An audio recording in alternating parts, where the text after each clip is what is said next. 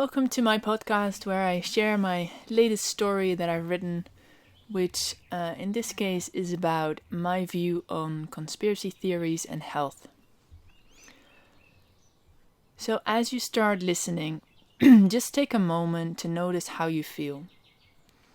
What were you doing before you started listening to this podcast? Was it enjoyable or not? Is your mind calm and curious, or already getting activated because of the title? So just notice what is happening inside of you. Living in a permaculture project, there is a lot of talk about sustainability, caring for the planet, for the people, and making it a better place and working towards that. Also, there's a lot of talk about how the planet and systems are collapsing. And what resonates more with you? Working towards making everything a better place and seeing the beauty in what we have? Or does it feel hopeless and we or Dave made a mess and they're trying to make us sick and are setting us up? And this is not a story about who or what is wrong or right, because honestly, there's too much information out there and I have no idea who or what to believe. Everyone has an agenda, either big or small, and with, in their opinion, good intentions. They might be selfish and maybe not helping the planet, but who am I to judge that? I'm not living their life, neither have I lived through what they've lived through. And our bodies are made to keep living as long as possible with the means that it has. And we're all doing the best we can, or at least that's what I like to believe. The thing I do have is my experience, perspective, and my body. And what I've seen with all the theories, whether they're conspiracies or not, is that the belief in the theories themselves tend to create the suffering. For example, chemtrails, which has been a very active one in my surroundings lately. Whether they exist or not, if every time you look up at the sky and think, they're poisoning me, or dissolving clouds so it won't rain, or whatever thoughts and beliefs come up, you don't tend to feel happy and relaxed. Whenever there's this thought or belief popping up that says someone is doing something to you, it creates emotions and more thoughts that don't tend to be helpful.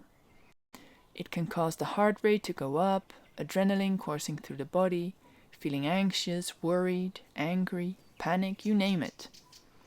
And if you're very convinced about this bad situation and passionately share it with others, trying to convince them, more of this energy is created. Others will either be on your side, which does create a sense of feeling seen and heard, and the vibe of the conversation still isn't one that's helpful for anyone. Do you have thoughts or beliefs that keep coming back, that create these feelings?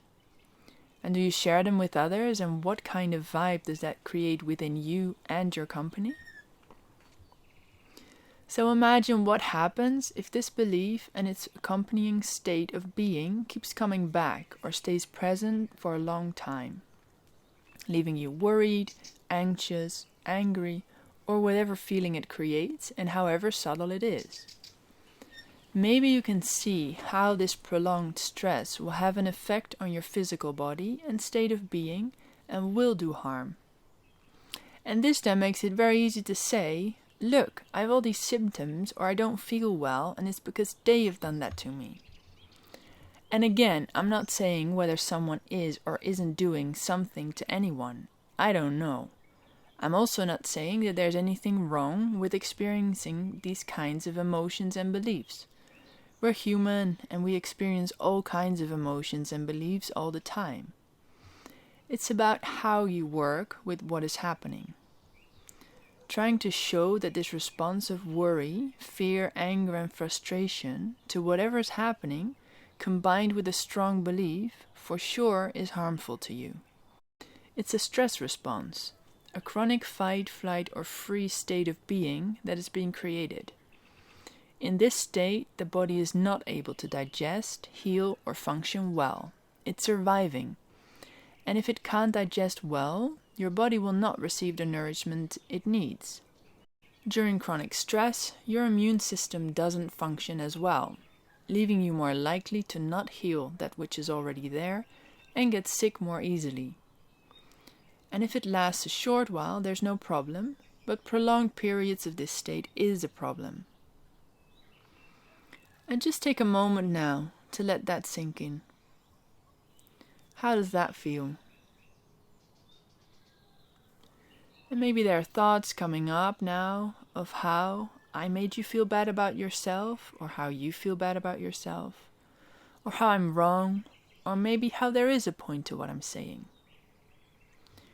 Either way, I hope this has brought some awareness to the power that you have over your own well-being, outside of that over which you don't have much control.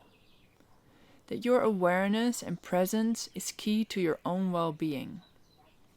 And there are lots of body-mind practices and therapies out there that can help you manage and change these thought patterns if you wish to do so. What I offer and have been powerful tools for me and for clients I've worked with are Yoga Nidra, or deep rest meditation, and yoga therapy. With deep rest meditation, you inquire into your thoughts, beliefs, and emotions and their opposites, noticing the effects within yourself as you're comfortably lying down in a safe space. And with yoga therapy, you privately work on creating more awareness of your patterns of movement, breath, and thoughts. And with more awareness, you create more presence of the here and now, experiencing feelings and emotions as they come and go, without the attachment to them through the stories that you create around them. I hope you enjoyed this story.